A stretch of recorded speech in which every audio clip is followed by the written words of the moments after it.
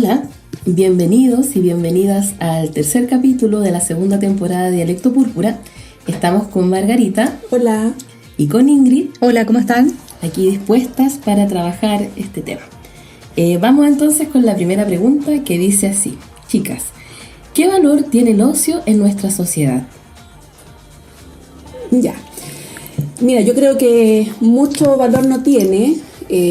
Todavía vivimos en una cultura y una sociedad que exalta la productividad y poco el descanso y el ocio, aunque yo también, tratando de prepararme un poco para este podcast, estoy buscando qué es el ocio, porque no es lo mismo que el descanso. Y lo que más como de las ideas que más me gustaron para compartir es que, bueno, primero es un derecho humano, está garantizado en la Declaración de los Derechos Humanos, y el ocio es un estado de flujo, donde uno pierde la noción del tiempo. Esos estados son perseguidos generalmente para conseguir la felicidad. En el ocio, cuando uno se embarca en una actividad de ocio, generalmente, por ejemplo, se pierde la noción del tiempo, y es una experiencia satisfactoria que se completa cuando se desarrolla. Uno no busca conseguir algo a posterior, no busca conseguir un resultado, y ahí lo vinculo con lo que decía recién sobre la sociedad que busca la productividad, ¿no es cierto? El ocio en sí mismo, hacer una actividad de ocio que a uno le genera felicidad, satisfacción, completitud, se hace solo por el gusto de hacerlo, y no busca un resultado, que es, por ejemplo, lo opuesto: un trabajo, conseguir algo, la competencia, el resultado. Eso como primera idea. Sí, bueno, para también ir matizando la idea a partir de los refranes, como lo había hecho también en la otra podcast, hay una frase que está del imaginario popular que dice que el ocio es la madre de todos los vicios. Entonces se nos crió en un sistema y una sociedad donde se sataniza el ocio hasta ese punto, pensando que el ocio en realidad es súper negativo y que va a potenciar todo lo malo en una sociedad. Entonces desde ahí la palabra ocio ya no le damos oportunidad de conocerla y de entenderla, sino que al tiro está con una connotación negativa. Pero claramente uno empieza a entender a partir de la propia experiencia y a partir de lecturas también después, que el ocio tiene otro valor. A mí en lo personal me impresionó mucho cuando estaba en la etapa universitaria un libro que se llama La conquista del pan, de Kropotkin, un anarquista, y ahí él habla de la importancia del ocio en la vida de los seres humanos y de cómo nosotros en nuestras extenuantes jornadas laborales no tenemos oportunidad de desarrollar otras partes de nuestra vida, de nuestro ser, como tiene que ver con la creatividad, por ejemplo. Entonces creo que si nosotros logramos crecer en otro tipo de sociedades, vamos a entender que en realidad el ocio, al contrario, es algo súper, súper positivo. Y bueno, últimamente también leyendo a Byung-Chul Han, él habla, dice lo siguiente: el aparato psíquico del sujeto de rendimiento contemporáneo se violenta a sí mismo, dice, en guerra consigo mismo. Y bueno, se hace la comparación con Prometeo encadenado, ¿ya? Y dice que es presa de un cansancio infinito. Entonces ahí tenemos que hay una violencia que nos habla de algo que igual vamos a tomar un poquito más adelante, que tiene que ver también con la salud, cómo nos podemos sentir mal con lo que hacemos. Y también la productividad, por lo tanto, llega a ser violenta por esta superproducción, de este superrendimiento que va contra nuestra naturaleza. La necesidad de estar también en momentos de descanso o momentos de tranquilidad o de creatividad. Y bueno, ahí hay unos conceptos que me gustaría revisar un poquito más adelante, pero con eso me quedo por el momento. Retomando un poco lo que planteaba Margarita al principio de esta pregunta, yo también comparto que creo que tiene un valor muy mínimo. Como que siento que, al igual como mencionaba Ingrid, está muy castigada la idea del ocio en la sociedad que nosotros vivimos a raíz de lo que ustedes comentaban, de la productividad. Pero también, por ejemplo, pienso otras cosas.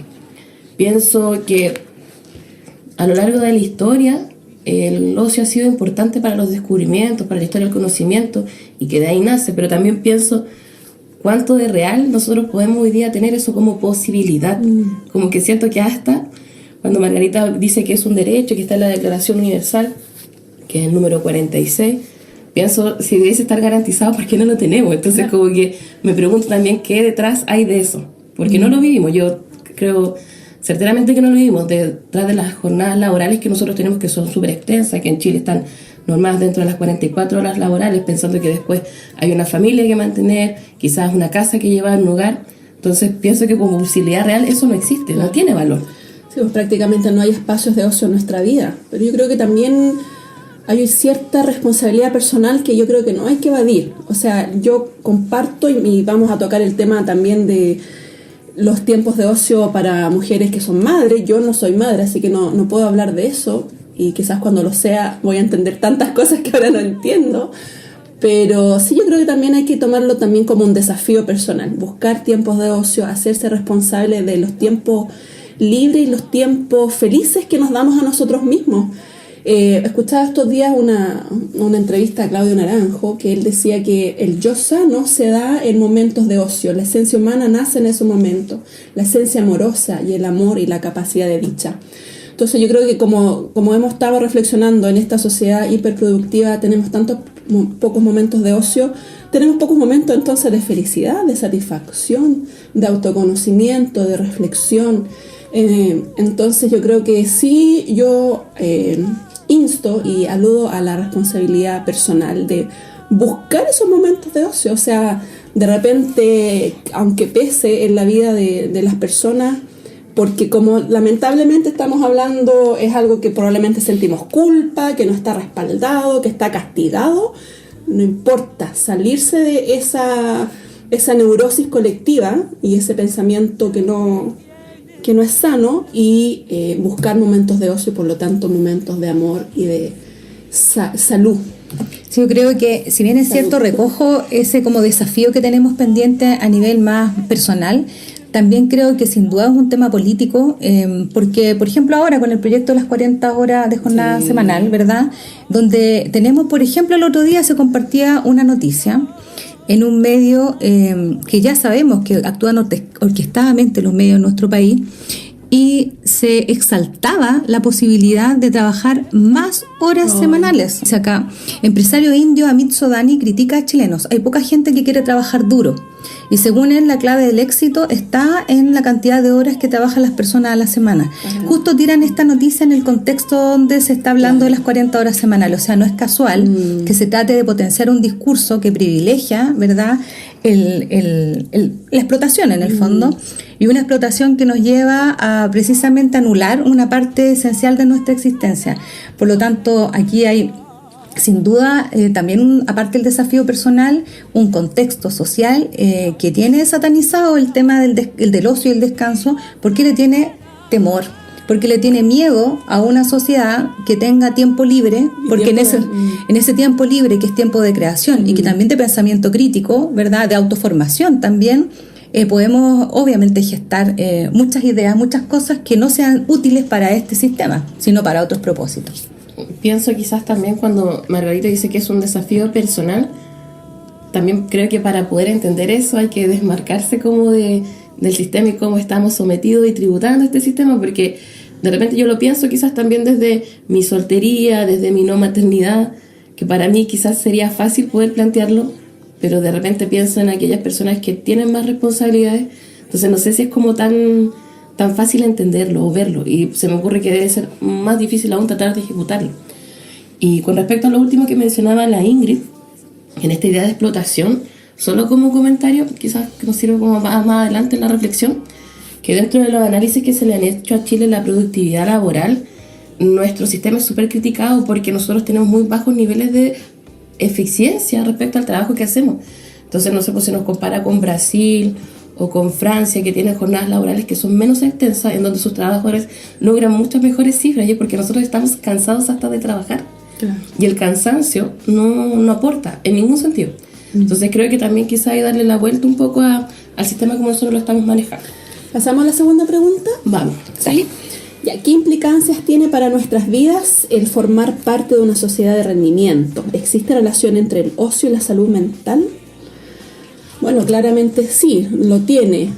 No tenemos los estudios a mano, pero sin duda aquí más de alguien nos puede apoyar con esta aseveración.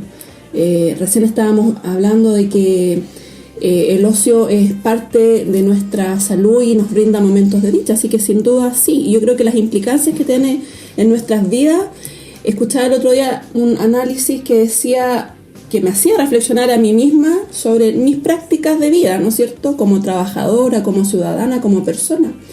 Decía que uno en esta sociedad de producción uno busca conseguir cosas, ¿no es cierto?, el qué y el cómo, pero uno generalmente no piensa el por qué.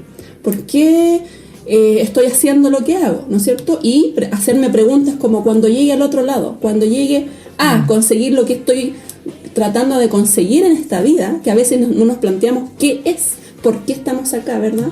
Cuando llegue al otro lado de ese muro, lo traspase, al otro lado de mis metas, si es que me puse metas, ¿verdad? ¿Será lo que yo quise? ¿Llegaré a lo que yo quiero llegar? O sea, ¿por qué estoy corriendo esta carrera, verdad? Primero yo creo que como implicancia personal, ¿por qué estamos corriendo la carrera que estamos corriendo? ¿Para qué? ¿Qué quiero conseguir? Y cuando llegue al otro lado, ¿será lo que me haga ser feliz? Yo creo que yo llegué a un punto este año, y lo comparto como experiencia personal, pues yo llegué a un punto de saturación en mi trabajo, renuncié a 10 horas, sin medir consecuencias económicas, pero llegué a un punto de saturación. Entonces, cuando llegué al otro lado de ese muro, me di cuenta de que todo mi trabajo, en este caso de 10 años de vida laboral, que es poquito para algunos, pero igual no deja de ser, llegué al otro lado y me di cuenta que no había nada, había vacío. Toda mi carrera y todo lo que había corrido en esta vida vertiginosa no me había llevado a nada. Creo que me di cuenta en un punto temprano de mi vida. Pero las implicancias entonces de esto me llevó a buscar activamente momentos de ocio, momentos de autocontemplación y reflexión, etcétera. Cada uno decidirá el camino que toma, pero me di cuenta de que sí tiene implicancias en nuestra vida el no tomar decisiones que me lleven a tener y a generar activamente en mi vida momentos de ocio.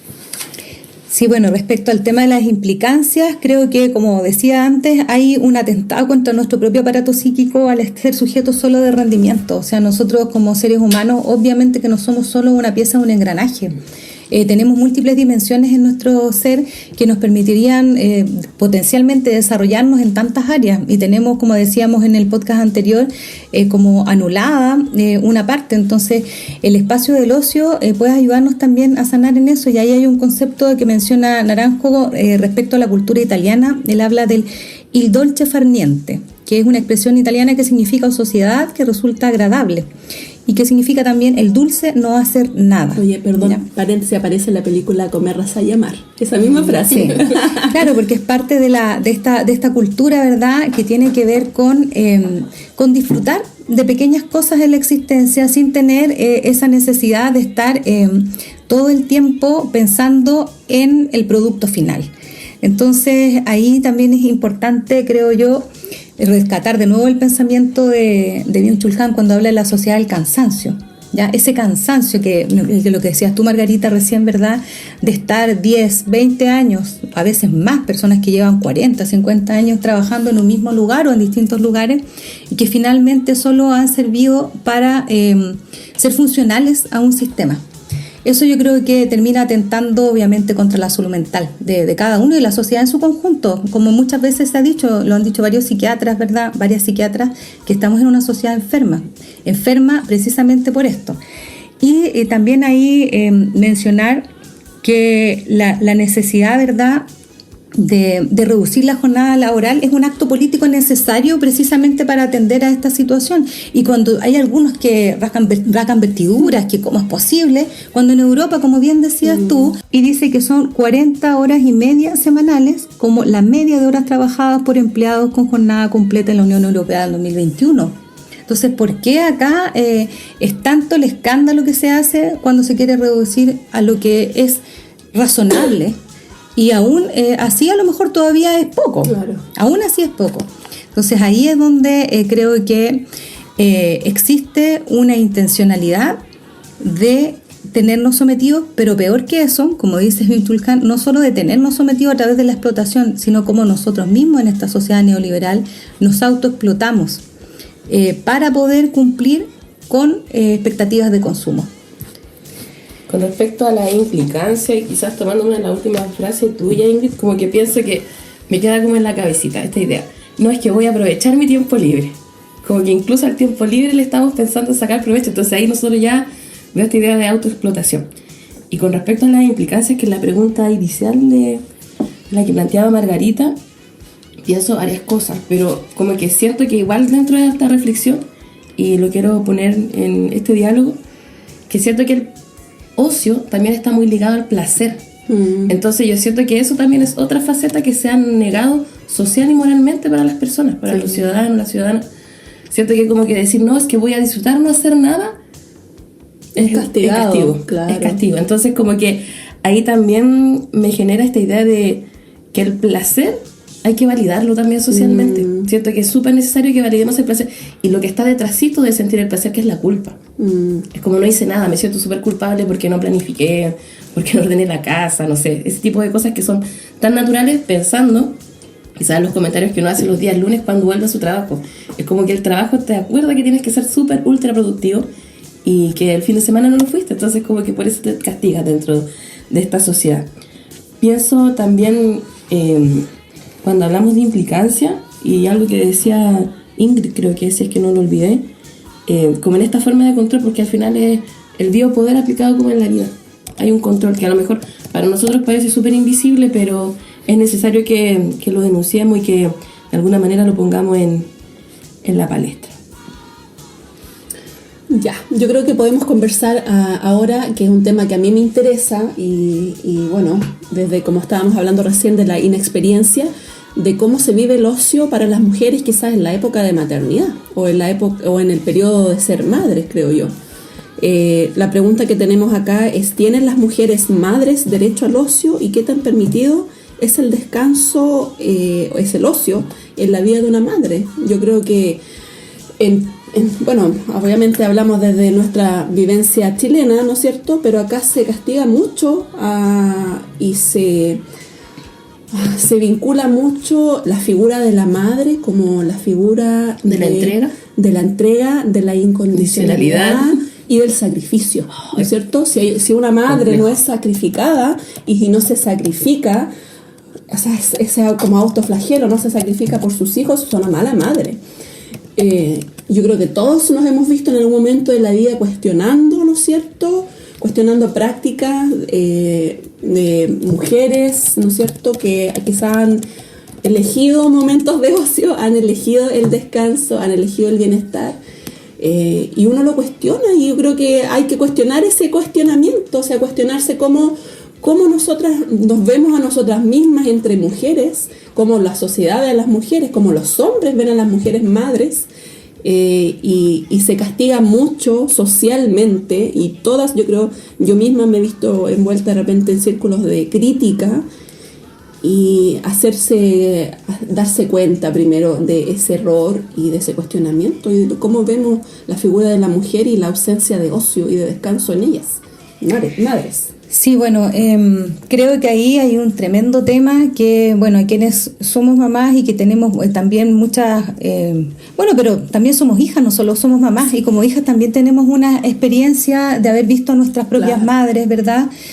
Y sabemos de toda la entrega casi sobrehumana que se nos pide a las mujeres, no solo en torno al tema de la maternidad, en torno a muchas cosas, por ejemplo, estereotipos de belleza, también hay muchas varas muy exigentes en nuestra sociedad respecto a varios temas, pero también en este. Y ahí, con respecto al tema del ocio, decir que, claro, efectivamente está súper satanizado y no permitido. Pensando, por ejemplo, hay una planta que a mí me llamó la atención cuando era chica, una planta súper bonita, la mala madre. Y yo pensé, uy, qué fuerte el nombre de la planta cuando era chica, y me dijeron, se llama mala madre. ¿Por qué? Porque sus hijos van quedando como abajo botados. Entonces yo pensé, esa analogía o esa metáfora, de alguna manera nos habla de la sociedad en la que vivimos, que es súper condenatoria y en el fondo súper crítica de nuestro rol como mujeres. Y bueno, y el ocio no existe en la vida de las madres en nuestra sociedad, en la medida que no existe una equidad respecto a los roles parentales. O sea, quienes tienen que hacerse cargo del cuidado de los hijos e hijas del cuidado de la casa, del planchado. Cuando hablamos del cuidado de la casa suena como muy amplio, pero estamos hablando de múltiples funciones, tareas muy difíciles y complejas, todas cada una por sí misma. Limpiar, fregar, tener todo lustrado, planchar, ordenar, tener la ropa ordenada, o sea, tener muchas exigencias múltiples de todo. Y obviamente llega un minuto en que este concepto que a mí también lo escuché mucho de niña, ser buena dueña de casa. Tienen que aprender a ser buenas dueñas de casa, ¿ya? Se les enseña a los hombres en nuestra sociedad a ser buenos dueños de casa, con ese mismo énfasis, con ese mismo acento. Entonces creo que ahí es la negación y en el fondo el despojo de la posibilidad incluso del ocio, porque siempre que te sientes puede haber un plato que no esté fregado, siempre que te sientes puede haber una ropa que no esté doblada en su cajón, siempre que te sientes puede ser que no estén los calcetines en su lugar, etcétera. O sea, y siempre vas a tener, y ahí rescato mucho lo que dijiste tú delante, Milsa, la culpa. La culpa como algo permanente, que está como piedra en el zapato, en la vida, eternamente con la sensación de que tienes una tarea pendiente y que jamás, nunca tienes todo al día. Todo resuelto. Claro. Mira, yo escuchando quizá ahora esta pregunta que lanza Margarita, pensaba en un hecho súper puntual. Y a lo mejor no sé si es como al lugar, pero yo recuerdo de haber sido estudiante universitaria de pregrado, estando preparándome para ser profe, y como que mi semana estaba abocada en ser buena estudiante, productiva, hiperproductiva, aprovechando cada momento y cada espacio que yo tenía en la universidad para adelantar trabajo, para ir a la biblioteca a reservar el libro, todas esas cositas. Entonces, mi fin de semana se traducía en preparar trabajo para la semana y ayudar el día sábado en mi casa a ordenar la casa, porque mi mamá trabajaba y yo no la quería ver cansada.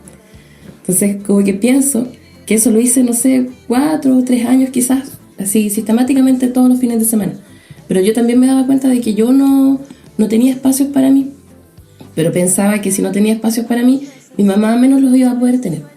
Entonces me acuerdo de un día súper claro, un sábado, hacia 4 de la tarde, así toda desordenada, limpiando, apurada, porque iban a llegar en la tarde la gente de mi familia después de la pega, del trabajo.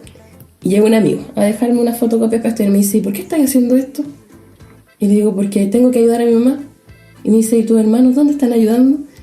Y me acuerdo que lo único que hice en ese momento fue llorar. Y lloré como 1 hora. Yo creo que no entendía muy bien por qué lloraba, pero después como que lo entendí un poco más. Y el hecho de que alguien externo a mi familia se diera cuenta de esa dinámica y me hiciera ver de una manera tan natural lo que estaba pasando, a mí me dolió. Sí, es parte de la negligencia que tenemos con nosotras mismas. Yo creo que a eso es lo que antes iba cuando decía que tenemos que tomar responsabilidad. Nos cuesta tanto, nos cuesta porque somos negligentes con nosotras mismas porque así nos criaron. Esa misma experiencia que tú me estás contando te la puedo repetir yo y la puedo repetir muchas. Estudiante universitaria, llega los fines de semana a ayudar a tu familia y ayudar a tu mamá, porque tu mamá también estaba siendo esclavizada, ¿no es cierto?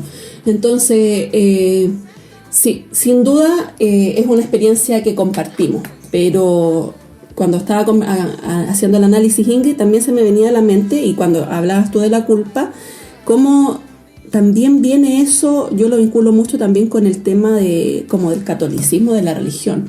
Se espera que seamos como la Virgen María, ¿no es cierto?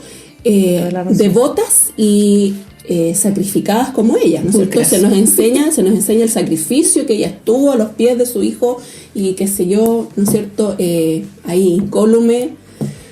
Entonces esa figura de madre y esa figura de mujer es la que está en el inconsciente colectivo, la que a nosotras se nos ha impuesto. ¿Para qué decir con el mes de María? Yo era niña mes de María, iba todo el mes al mes de María a rezarle a María y ser como ella, ¿no es cierto? Teníamos que ser como ella, vírgenes, santas, ordenadas, limpias, madres y no sé, perfectas. Entonces después con el paso de los años y con la madurez, yo creo que vino el proceso reflexivo de que no había nada más lejano que aquello.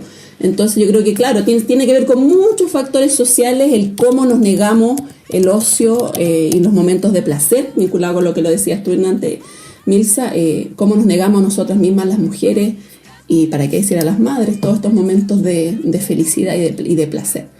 Sí, ahí yo también quisiera comentar respecto, por ejemplo, a la misma figura que hacía adelante, cuando sentarse en el sillón pensando en la ropa que no está doblada en el ropero, sentarse pensando en el plato que todavía no se lavó, etcétera, o salir pensando en eso, o ir a trabajar pensando en eso. Creo que al momento en que uno empieza a dejar de cuestionarse eso y a tratar de luchar contra esa culpa y decir, no importa, e incluso después de trabajo ir a tomarse, no sé, una cerveza con las amigas, un café con las amigas, lo que sea, y conversar, sin pensar en eso y asumiendo los costos sociales que tiene también el decidir, ya a conciencia, no ser esa mujer abnegada que se nos exige ser. Entonces, cuando tomamos esa decisión, insisto, asumiendo los costos que eso implica, creo que comienza un proceso de liberación. Y cuando comienza ese proceso de liberación largo, difícil, ya que viene con llantos, como decías tú, ¿verdad? Y con distintos elementos emocionales, porque sin duda que es como tratar de sacarse un corsé que te ha mantenido muy apretada por mucho tiempo.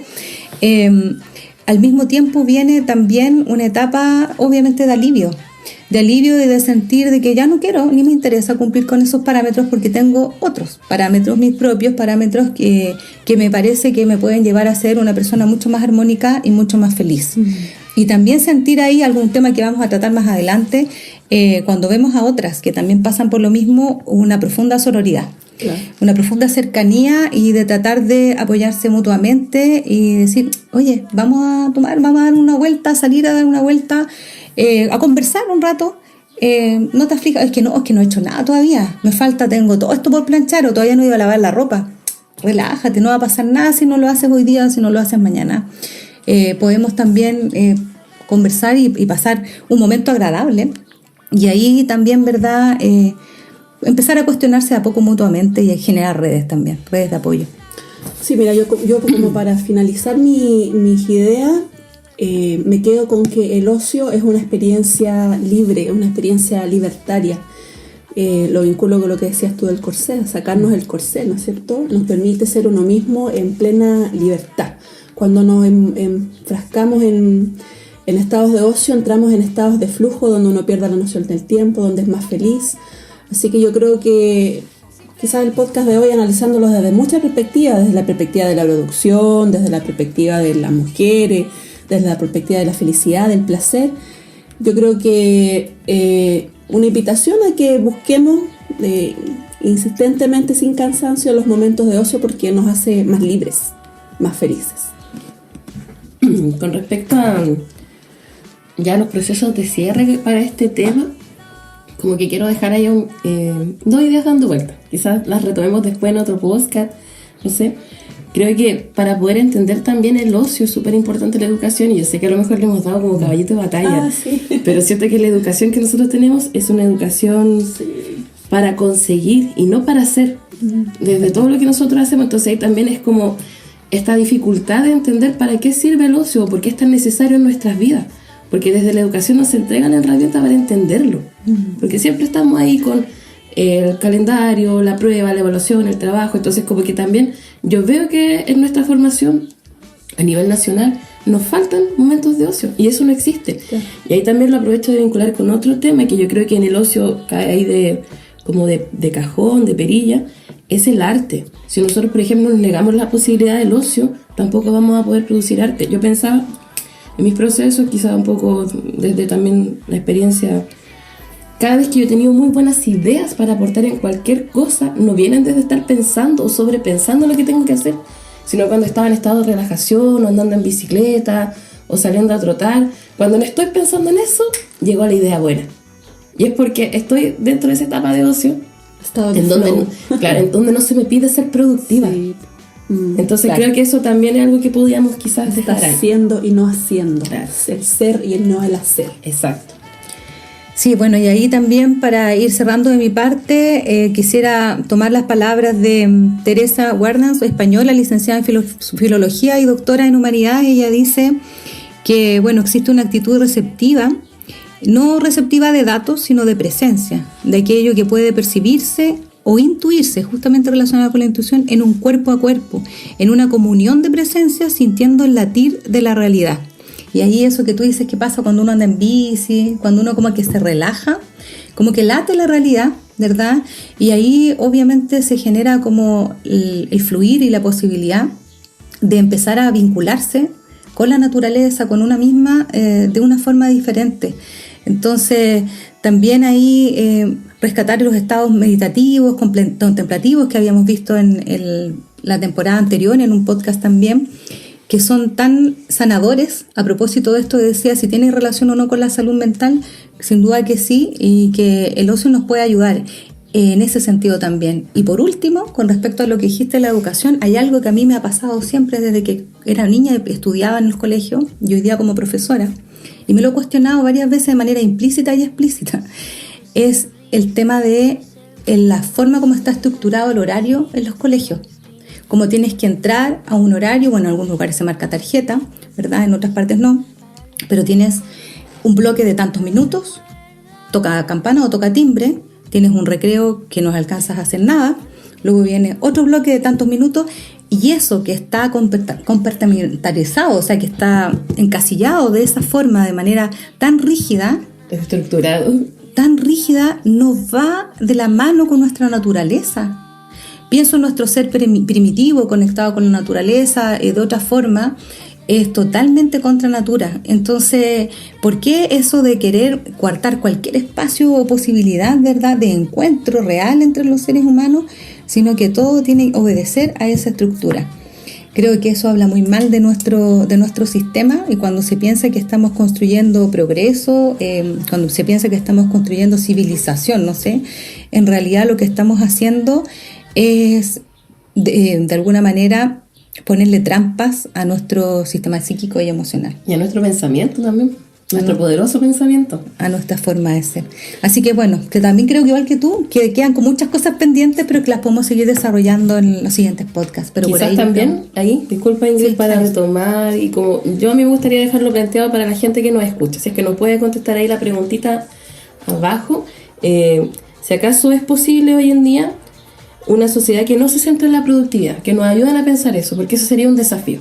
Entonces, Claro. si nos pueden acompañar con eso, estaríamos muy agradecidas. Ya, chicas, muchas gracias por el diálogo de hoy, muy intenso. Quedaron, yo creo que sin duda muchos temas pendientes, pero los invitamos a escuchar el próximo podcast. Vendrán temas nuevos, interesantes, para seguir dialogándolos y reflexionando. Como hemos dicho anteriormente en otros podcasts, no tenemos la respuesta, pero tenemos muchas preguntas. Así que muchas gracias por el diálogo de hoy. Sí, exactamente. Por escucharnos. Muchas gracias por escucharnos. El próximo tema es la sororidad, así que ahí vamos a estar hablando sobre esta solidaridad entre mujeres. Un abrazo grande. Gracias. Nos vemos. Chao, chao, gracias.